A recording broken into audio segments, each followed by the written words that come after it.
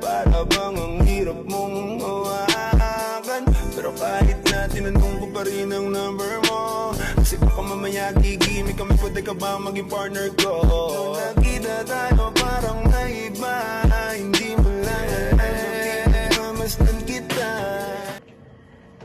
Good afternoon, sir. Welcome to Dreyes Hotel.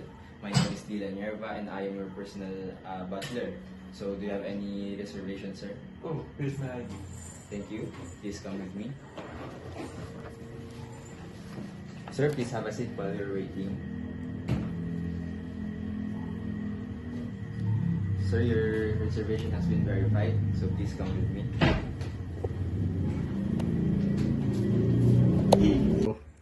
So this is your bed. This is a standard size bed. It has a 1 pillow and 1 blanket. So we have here, this is your TV. This is your small type, and this is your remote.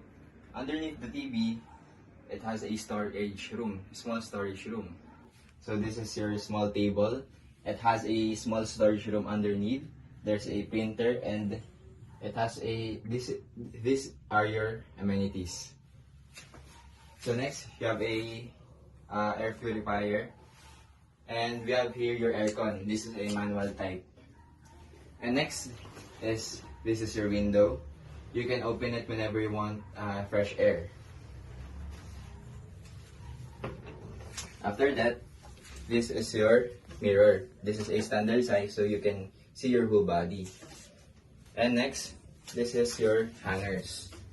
So you can put your clothes in here. So it has a 2 hangers and some for your coats. So, anything you want, sir? Thank you for your service. I appreciate it. So if you want anything else, just contact me and I will be here. Sure.